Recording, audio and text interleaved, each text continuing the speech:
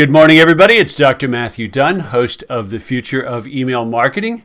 And my guest this morning, and I'm delighted to get a chance to talk with him after looking at his background, is Rui Ewald, Senior Director of Product Management at Reflektion. That's Reflektion, right?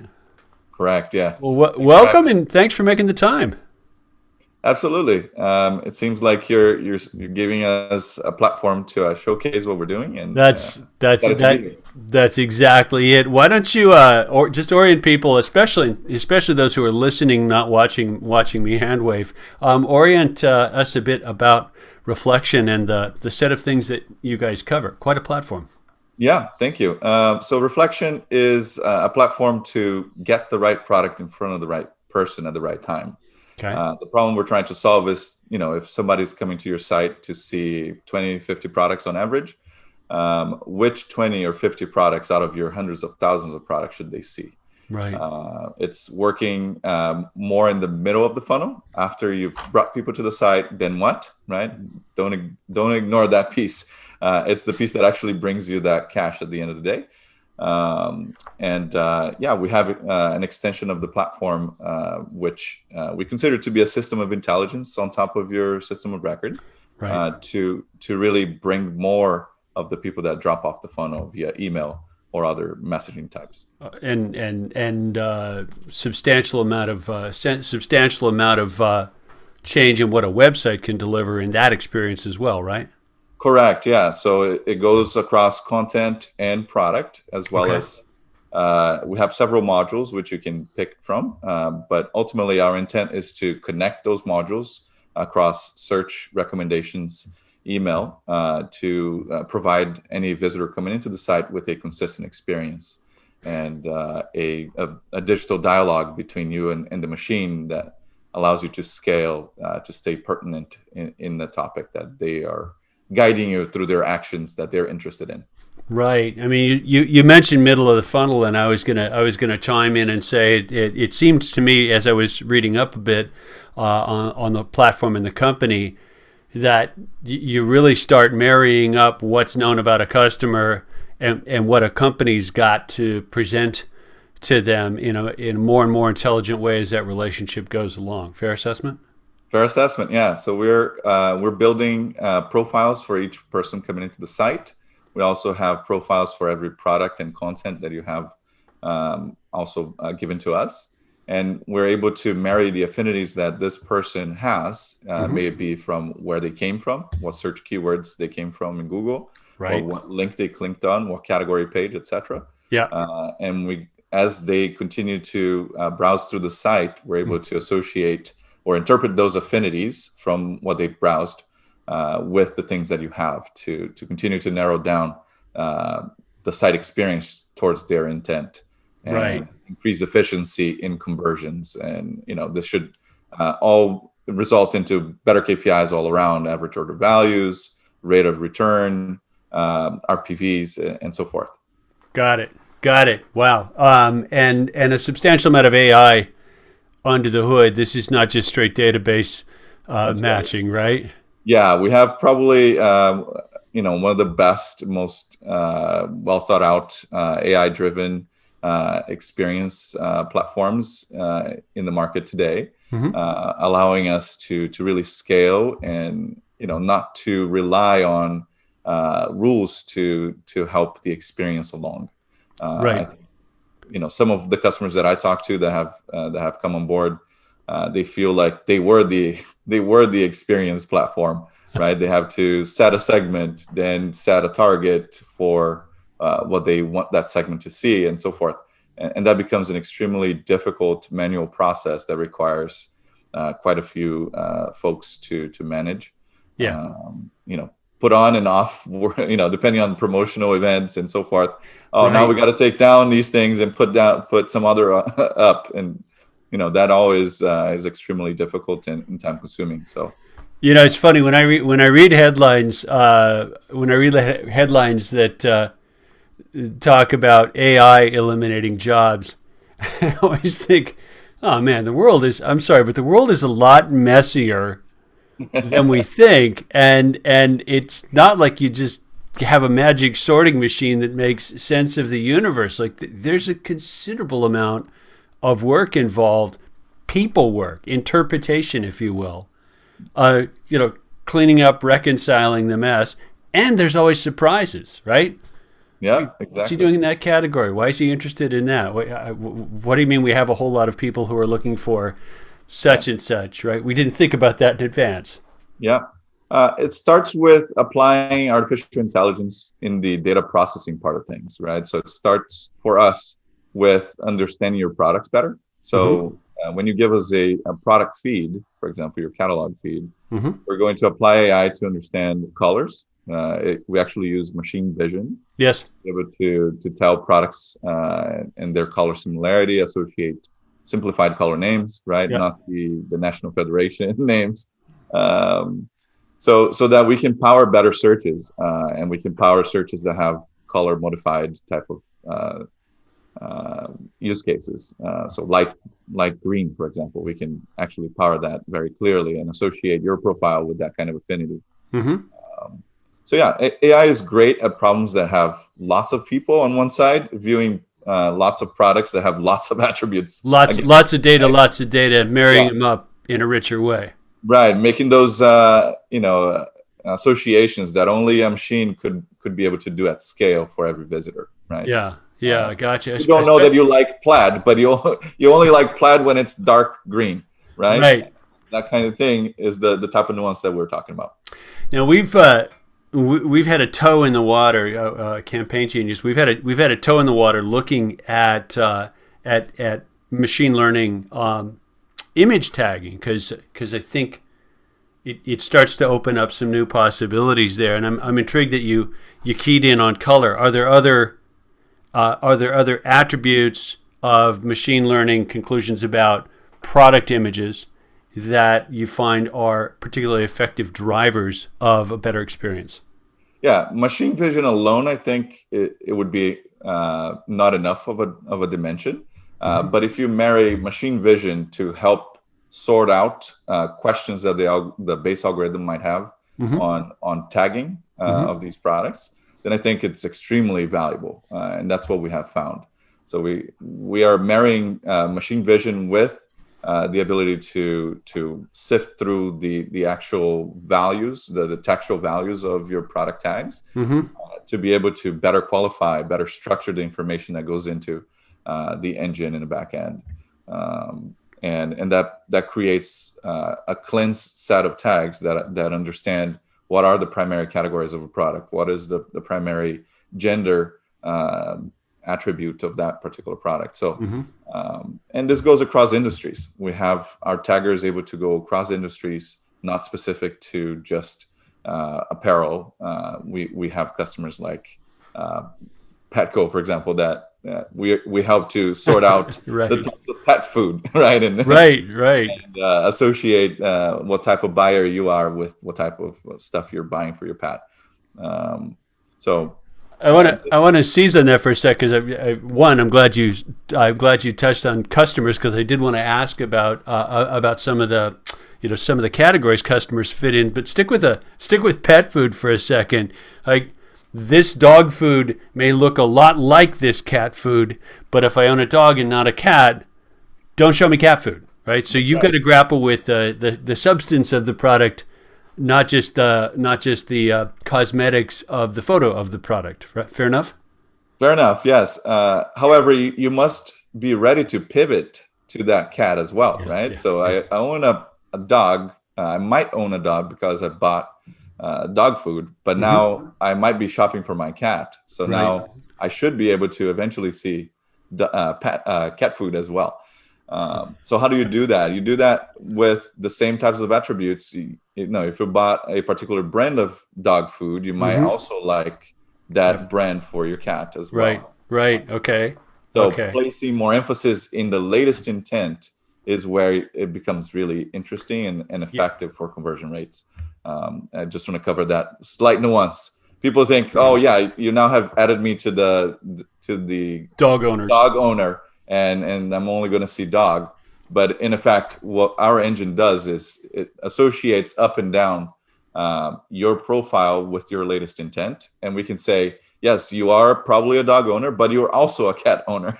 Yeah, And yeah, yeah. now you're interested in shopping for that, and we totally can pivot the experience around that as well. Well, I want to take this in a slightly off topic and goofy, but I think relevant direction if, if we could go along with it.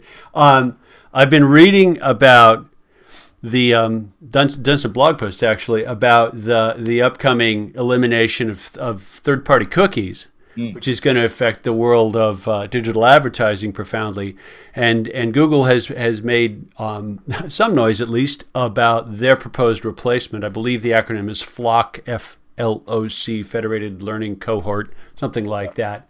But it struck me in one article I read that they said you'll be assigned to one flock at a time. And I instinctively went, hang on a minute. Because what you just said about weighting the latest behavior, Yep. and about that constant readiness to change and expand and put me in a category of one, if you will. It says, wait a minute, now he's shopping canaries. Okay, fine, canaries as it is for this particular guy. Any reactions to the notion of single cohort at a time? Yeah, it's an interesting approach that Google has. Google has a lot of properties, right? And they have a lot of information about you in ways that you may not even understand. Yeah. So I think what they intend to do there is not to necessarily, put you in one segment, but to start with one segment and then move on quickly as well. I don't know. I'm just speculating, but yeah. Well, the scale, scale they're going to play the scale. You guys play it, I'm sure. It's like just a mind-boggling amount of data to try and get to some actionable conclusions in milliseconds on. Our scale is huge, but theirs is global. yeah, global indeed. But it's interesting. The world's moving in this direction, if you will. How take that thread and run a different way with it. Talk to me about some of the discussions and maybe even decisions you've had internally about balancing privacy with an improved experience. Oh, that's a great question. Thank you for asking that question. So our whole philosophy is about speed and connectivity, and putting a lot of emphasis in the now. Okay, so that means that we try not to take risk in using your personally identifiable information to personalize your experience. Okay, our entire intent is to learn from what you're doing on the site, learn from what we have covered from you before, and by nature of it being fast and within the same session, the next set of things that you see already intake the things that you have just done. That allows us to be very ready to personalize and go after what you're currently into, without disregarding what you've done in the past. But so I don't need to know your DNA. To do that. And so what you just said implies that it's very much a real time engine in terms of the content that feeds into the experience or the set of products or whatever that I'm going to see on the next page. Yes, that's exactly right. Wow. We do have and keep a history, we can keep a longer history depending on a particular retailer's rate of return, right, of visitors. So for some, the duration of this information is a year or so, maybe more. But for others, it's more important that I am able to pivot around because you're only here once. So take more risk, right? But in any case, the engine is real time. It's assessing your current intent versus before. I think history is very important to start at the right point with any customer, right? Especially when you start thinking about omni-channel, when you start thinking about what is my app experience going to look like, what is my voice going to look like. Wow. If you're able to give us an identifier for this visitor, we will stitch that identity across and give you restart your experience from where you left off. Okay.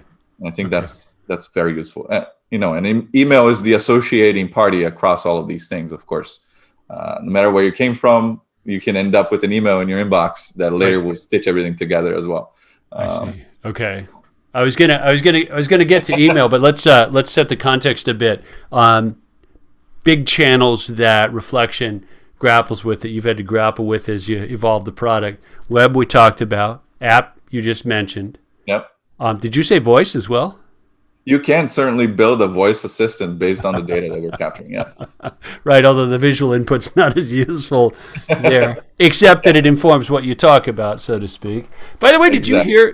Did you catch the news this morning? Microsoft just bought Nuance for about $16 billion. Yeah, it's an incredible acquisition. Yeah. Yeah, who said voice is dead? Right, not not even close. So we ticked off web, app, potentially voice, email. You mentioned any other sort of big pieces there? Yeah, I mean, it's headless, right? So I Okay. think the experiences that you can build on a headless e-commerce platform Mm-hmm. are infinite, right? So you can build a Facebook store, right? An Yeah. Instagram store. You Okay. can, all of Interesting. those things are things that you can do with the type of data that I'm Do you offering. have any? Do you have anyone powering a change in-house live experience with your engine yet?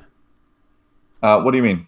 Well, if I go in a, I haven't been inside a retailer in at least a year, but if hypothetically I was inside a store, right? Ah, It's right. yeah, It's not atypical to see monitors, and really, there's a media feed. There's a yeah. media experience that's part of the store.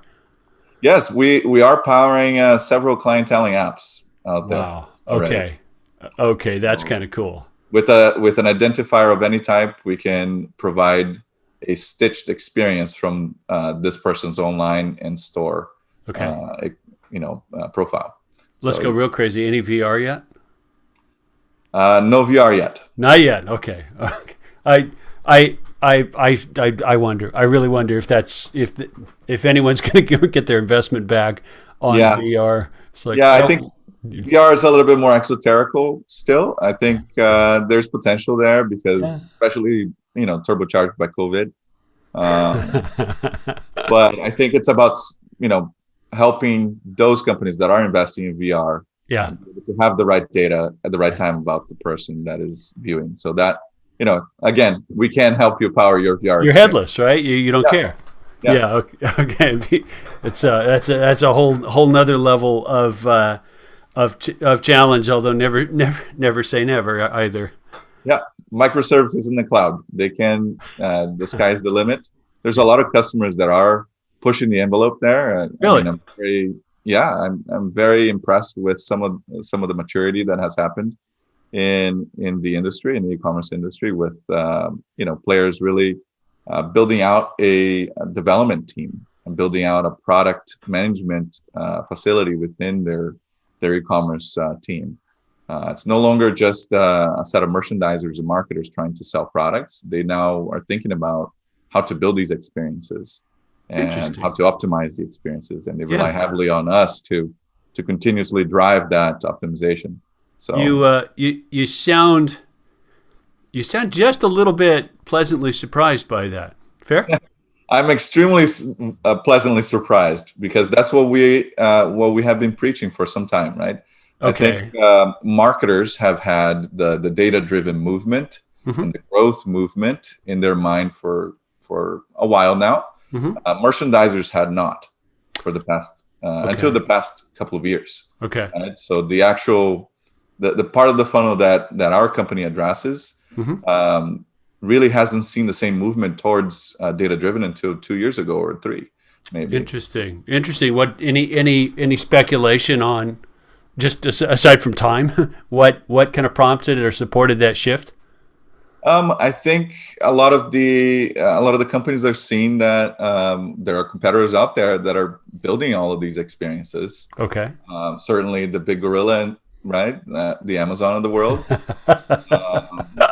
are pushing the experiences to the next level. And in order for you to stay in the game and not become commoditized, your experiences have to be differentiated and have to be personalized and have to be, omni-channel and yeah, I think you have to be prepared to make the investments, Yeah. and that includes people that understand how to to be data driven and to be always thinking about how to make more with less.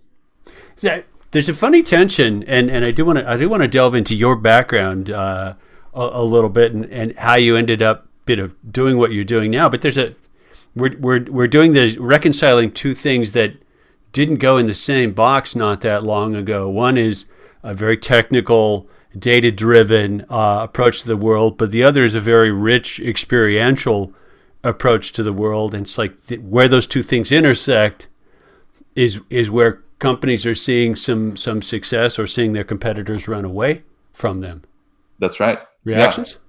Yeah, you're right on. I think if you have the right data, then you're measuring whether the experiences have been good or bad, right? So if your data is coming out the other end with a higher retention rate, higher conversion rates, higher RPV, likely you're providing a better site experience. And of course, you should empirically verify that, right, to make sure that you're optimizing for the right things. Yeah.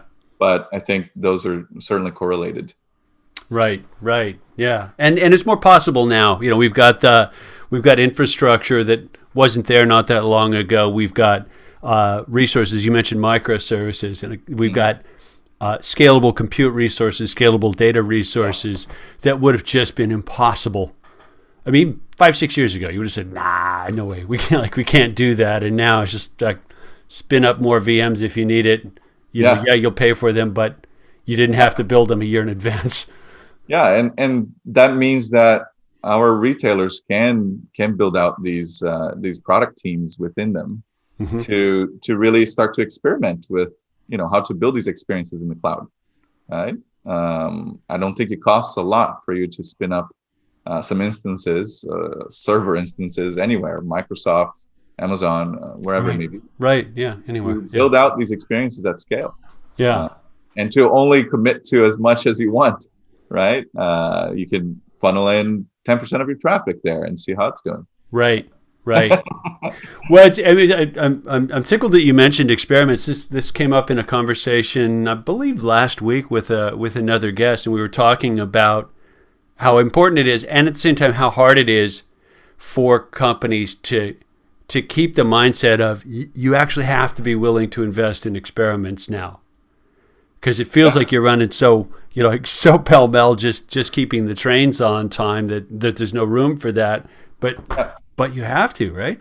Absolutely. And I think it's crucial for you to be measured in that, in how you experiment, right? I think one of the things that our product wows people with, and this is not a plug, but I just want to make sure that people understand, we can allow you to experiment on algorithms. Nice. What algorithm should I provide in this recommendation versus another set of recommendations, given the context of the user, given the placement on the site? Yeah. Well, Reflektion provides you with the ability to build your own algorithm using non-technical tools, and then to be able to experiment on your production traffic and collect the data and verify whether it's better or worse. So. No code experience engineering. That's right. And your investment became just the investment on our subscription. Yeah. As opposed to buying instances and creating your own data team to build an algorithm and then test them against each other. So if you're the merchandiser, retailer, marketer, whatever, you're trying to help them focus on which experiences make the difference, not which code base of which algorithm eventually leads to experiences X, Y, and Z. That's right. We democratized how you think about optimizing your experience, right? So you no longer need to be, Amazon sized in order to get to the bottom of what works better for you, for your retailer. Okay, they've come up twice, so it's fair game now.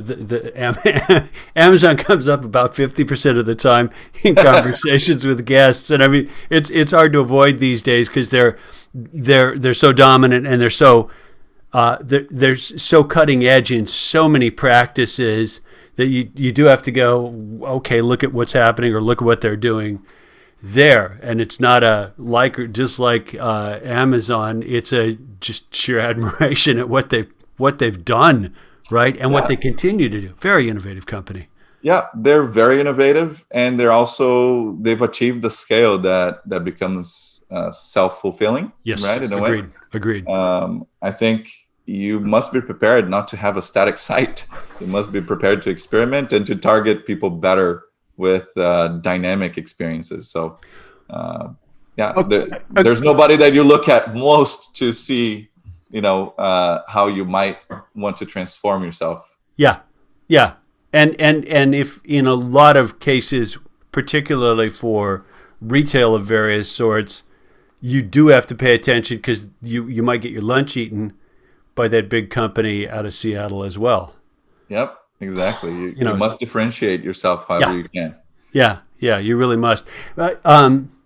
You mentioned dynamic experience, and we were talking about Amazon, and I did want to take at least a side trip into email and email content because that is one of the pieces of the product line out of Reflection. Talk to us a bit about what you guys do and how you make email different. Good question. So I cannot talk about our email without talking about the platform as a whole. Sure. The reason being is that everything starts with the visitor profiles and the product profiles that we're collecting on a regular basis. So if you think about this, our email is an extension of all of the good stuff that we've done to in real time be able to assess who this person is and what they're after. We've built an email extension that allows you to simply add reflection HTML tags to your email templates. Doesn't matter what email it is, drip campaigns, promotion email, doesn't matter. We don't care. Right. That email tag will transform itself into whatever that client needs to see, essentially. Okay. So you're taking the content, and I assume you're talking about image content, link content. You're taking that tag with an ID and possibly some customer specific payload, and saying, okay, this is the right thing at the moment of open. That's right. Yeah. Okay. So if you come back to the site after I sent that email, it'll still be relevant, right? Right. So it's an extremely powerful tool for driving people back to the site. Yeah. You can leverage all of the algorithms that we have from the on-site experience into your emails. So if you wanted to try a different set of algorithms, see which one does better, all of those things, you can do that with us. And your scale is however many emails you can send. You almost glossed over it, but I think it's worth noting. You implied a considerable amount of help with the production workload of product information in what you just said. Yes. Like, it's big. Right? You talk to an email production shop doing things, I'd say the old-fashioned way, but let's say it's the mainstream way to be more fair. Like, oh, we've got to go get the image of blah blah blah because that's going in the campaign, and we got to get that and put it in the email platform so it's hosted. And once yet again, and if someone changes their mind, if the product manager comes screaming in and says it's not big screen TVs today, it's going to be something else, then you're revising that work manually. And what you just said is your tag will take care of it. That's right. And you can build rules on our controls. Yes. Right? So even after the email was sent, if you wanted to now promote that television set use case, you can. Yeah. Right. So not only did we automate the image, the copy, the ability to personalize, but also the ability to pivot around a particular merchandising strategy that maybe wasn't the right one when you first push send on those emails. Okay, now you're singing my song, the real time email content. Well, it's that's where Campaign Genius sort of lives and breathes, is real time email content. We don't have anywhere near the AI and product plus customer engine. We've just been focusing on trying to make email content more interesting and more live, period, in all sorts of ways. But I would have to say, to my surprise, 95% of email marketers say, what? When you say real-time content. Like, it's not thought of as a mainstream possibility. And you and I are going, well, yeah, of course. Exactly. I don't know what else to say. It really is. You open the email, we check who you are and what you're interested in, and then based on the algorithms you want to generate, if Boom. it's similar to the things you've seen before, Yep. if it's the same thing you wanted to retarget them with, that's fine too. Yeah. But all of these algorithms that we have available, view them bought together, viewed together, complementary, complete the look. All of those algorithms can be used based on what you've done in the past and who you are. Nice. So let's rabbit hole a little further on email. And this may be of interest to you, me, and maybe 6 other people, but here we go. One of the things that we've run into as we've worked with customers and introduced real-time content into their email mix is they've got to start realizing they have to start thinking differently about how the body copy and the real-time content sync up. You can't have body copy talking about nothing but dogs. Yep. If there's a risk that Reflection is going to drop a cat picture in right on top of it. Right? Yeah. I mean, that content needs to be dynamic too. You have to assess what content needs to be dynamic in your templates, right? Right. And which one does not. I think it's important. We focus first on the product because we feel like that gives you the most bang for the buck. And then you think about other parts of the email that need to be dynamic as well. Right. Okay. And that starts to come together for most people. You can restrain the products that I send you via rules, as I mentioned. Figured, yeah. Right. So you don't have the problem of putting together products for cat and then saying the copy of something else, because you can make sure that the category that this person is targeted with is restrained to a certain set. So it's AI with controls, right? And that ensures that the email is has a right theme and the right tone is struck with the customer. Yeah. I don't think Rui's quite old enough to be to have watched Friends in its first season, but come on. but this is now becoming the one about cats and dogs for me, which is awesome, right? If we can make it that simple, we help people understand all the technical complexities a bit. I wanted to ask you about your background, because I read your LinkedIn profile, and you've been at a number of interesting companies, CBS Interactive, Disney among them. But I wanted to go farther back in your history and ask you about how you got from small liberal arts college in Seattle University, to what you're doing now, and what you think about how well that prepared you for what you're doing now.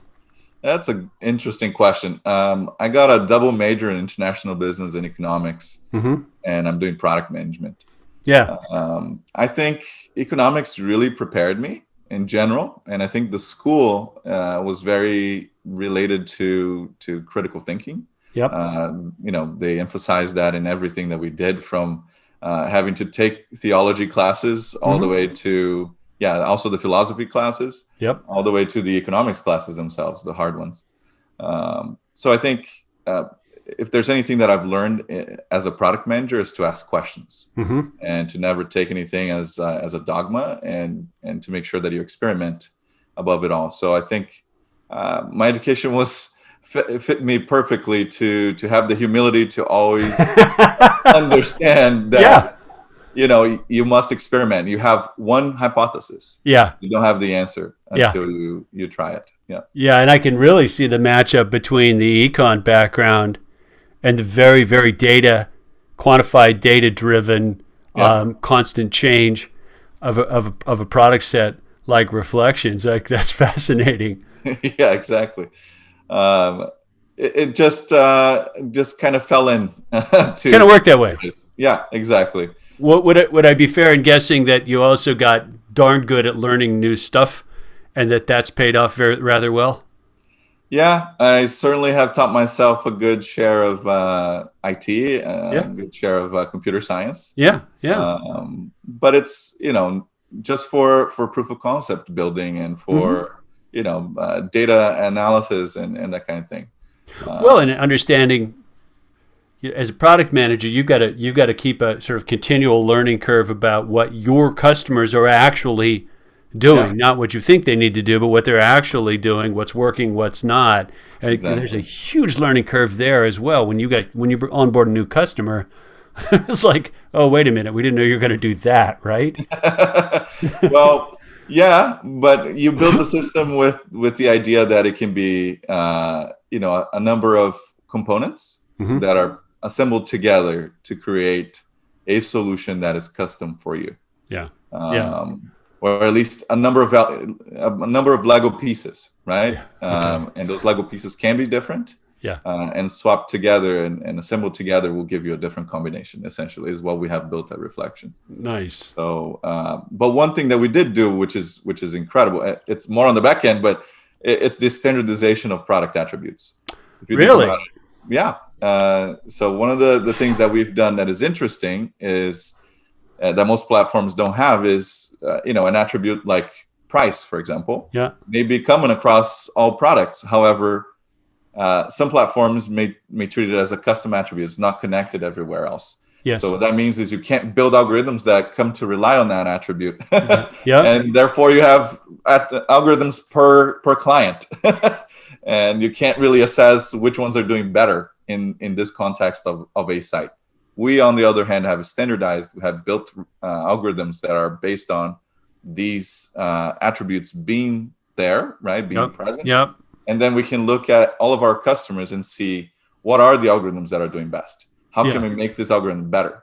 Like Google would with their search results, we're Yeah. able to do that with the algorithms that we apply for search and recommendations throughout our client base. That has to be one heck of a taxonomy. Yes, indeed.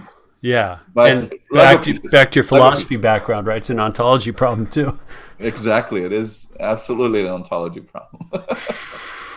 Interesting. I love it. I love it. Now we're going way beyond email marketing to, We're going wait. Well, that's the fun of this. It certainly bears on email marketing and making it more effective, but it's not like that's something that can be done in isolation. It absolutely has to connect and yeah, stay contextual to the relationship between the company and the customer, or the company and the prospect. yeah. And Or that allows us to scale, right? Mhm. So if you think about what solutions like used to be like, they still are there. Yeah, They're custom per retailer. right. What we have done is we built Lego pieces that Yeah, are standardized, but putting those Lego pieces together gives you a custom solution. So gotcha. that has really accelerated our business and made it so that the gains from learnings in one place can be leveraged elsewhere as Right. well. It's not a simple thing to pull off organizationally either. Word. Reflection as a company, roughly how many people distributed where? Like, what's it look like there with your team? Yeah, we're primarily in the United States. Okay. We're heavily concentrated here in the e-commerce sector, Hmm. but we are spread out geographically amongst the Americas Hmm. primarily. We have offices in South America. A good chunk of our scientist and development team is down there, Nice. but also in Chicago, New York, and San Francisco. Yeah. Okay. And you've got clients all over the world, if I recall right.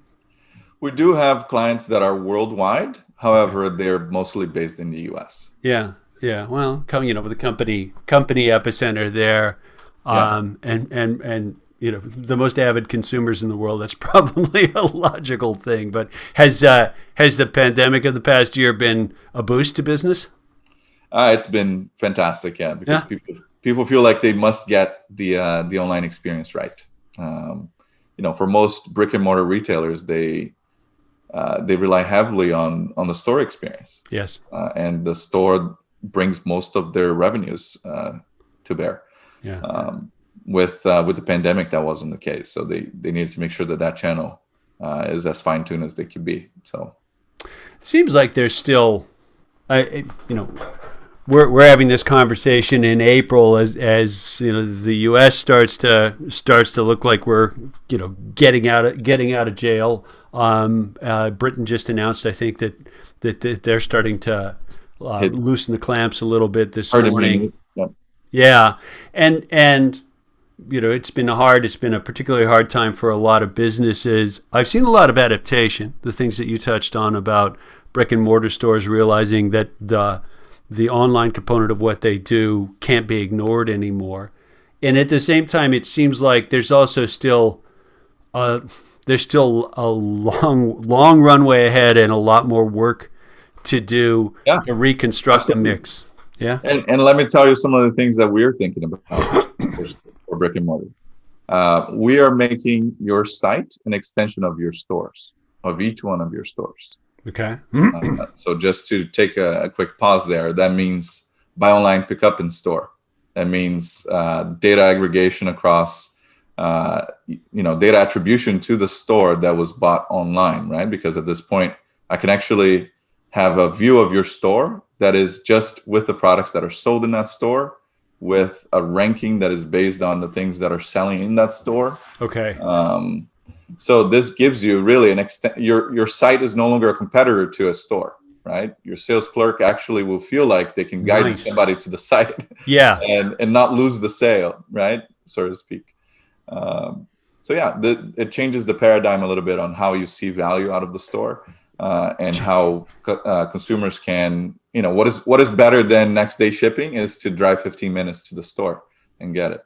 That changed the paradigm a lot. There's an outdoor retailer that I'm a longtime fan of who grew substantially online, and they've got just a handful of stores, and they happen to open one in a relatively small town that I live in Bellingham, Washington.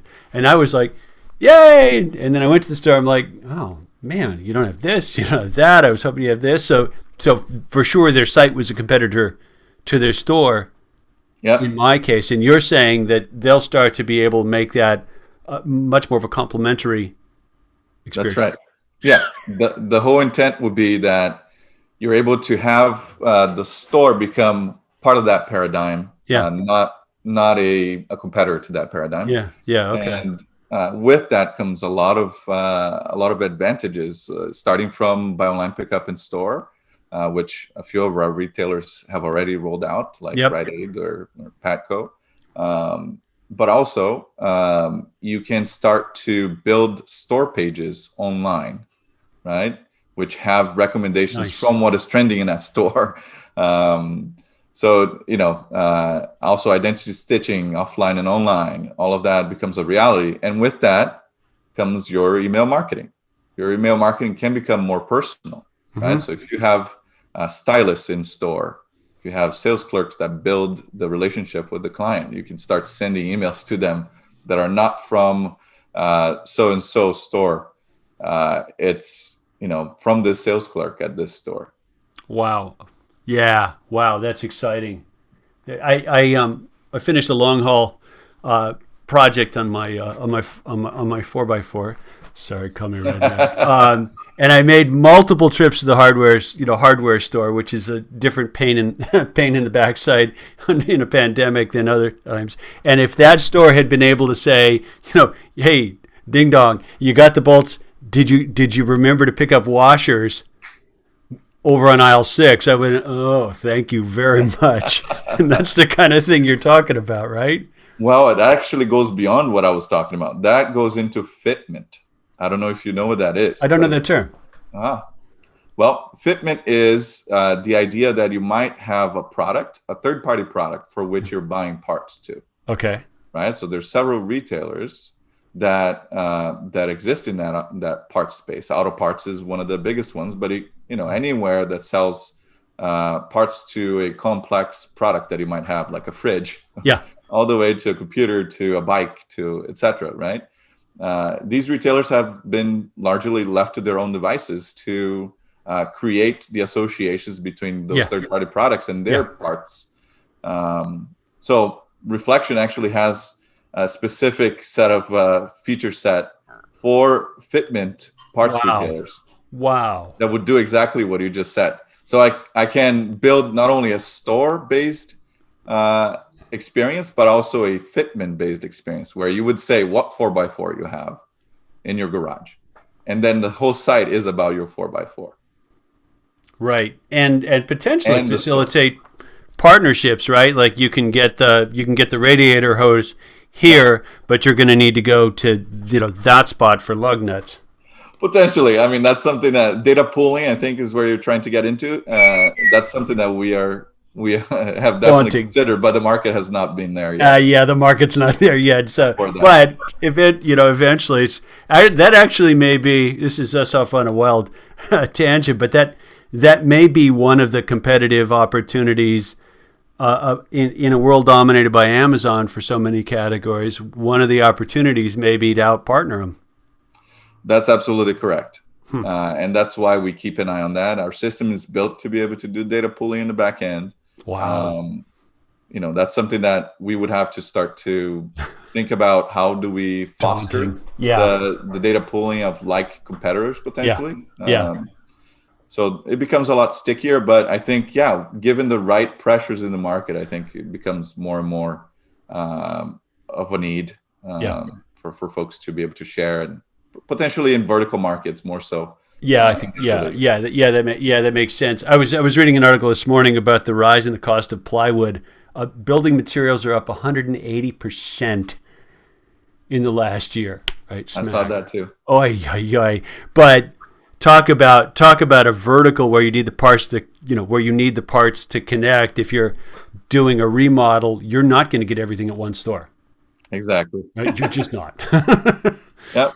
And it would be good for them to partner together so that they know, what this person is doing, right? They have a project XYZ and they just bought maybe, 4x4. Now they might be doing, a number of different things. Start to narrow down by what they bought next, which is, let's say, shingles. Right. Now they're doing the roof, right? And right. So anyways. Right. So one of these days we're going to see my partner's content show up in my email. Real time, kind of where we just got. Never say never. Yes. Never say never. I think that would actually be. It'd actually be pretty fun. But we've got to walk before we run there. Rui, I'm keeping an eye on the clock, and I got to tie you up for more than a half an hour we talked about. But are you game to do a speed round as we wrap up?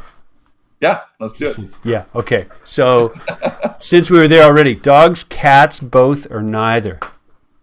Dogs. Dogs. Okay. Name a favorite place. I have to go with my hometown, Santos, Santos. Where's that? In Brazil. In Brazil. Okay, that explains the Portuguese on your LinkedIn. Portuguese in terms of languages that you handle. Favorite book or author? Well, I'm very much into real story books. I'm currently reading a book by two economists, by which name I forget. It's about the reality behind the policies that have happened up to now. Sorry, I'm a little bit of a nerd. I don't remember their names for sure. Nerd as well, yeah. But it's about helping people understand what are the policies that this country have taken, and the reason why we are in the situation that we are with the divide and people voting against themselves. Yeah. Sorry, I wish I remember their names. Sorry. Okay, we are in the middle of one heck of a large economic experiment, among other things, aren't we? Yeah. Yes, we are. Yeah. Okay, that's good. If you think of the author, shoot me an email with the title, because I've gotten a really great short list of books from guests when I ask this question. People will go like, this or this, and they're wonderfully all over the place, which has been fun. What's the biggest contrast for you between Brazil and the U.S. just as a working professional? Oh my goodness.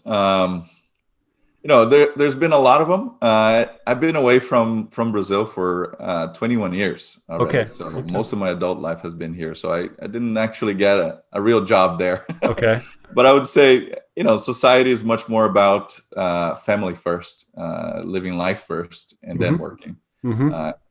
One particularly striking part of American society is people ask you what you do first within the first 5 questions. Yeah.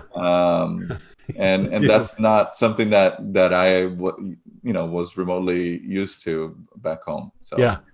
It was more about who are your parents? Who are your parents? Right. Yeah. That is, and in some countries I've heard that's actually the American tendency to go into what do you do is rude. Well, it could be not where I come from. We don't care, but it's more about Priority. who you truly are, right? Because you might be somebody who knows a lot about email marketing, and that's great. We can connect at that level, and we can talk for a long time. Yeah. But it's about having, I think, more of the real, more difficult conversations that you don't typically have with here in the U.S. as much. Politics, all of those things that are now even more difficult. We tend to jump into those first, so that might be rude here. Well, ruder, or put you at risk if you're not careful or something like that. No, it's just it's interesting, and for you to have spent your adult life here after being raised in another country, gets a great perspective, right? Straddling to them. Do you get back often? I haven't been back since 2008. And my answer when you ask me where might be related to my homesickness. Yeah. I mean, not that you're going to remedy that now. It's still kind of dodgy time to travel, but yes, and especially to that area of the world. No, especially very, very, very hard hit. Well, let's hope as a globe we can help each other out of this thing, and move on a little better footing together. Most certainly, yeah. Well, Rui, it's been a pleasure talking with you today. It really has. Likewise, it's been incredible. So love the experience. Thank you very much for giving us a platform, and I hope you do well, and let us know how else we can help you. We'll see what happens down the road. My guest once again has been Rui Ewald, Senior Director of Product Management at Reflektion. That's Reflektion with a K. Reflektion.com, correct? Correct. So if you want to learn more about Rui's company, that's the place to go. Thanks, and we'll send you the footage once it's cut. Okay. Ciao. We're out. Bye.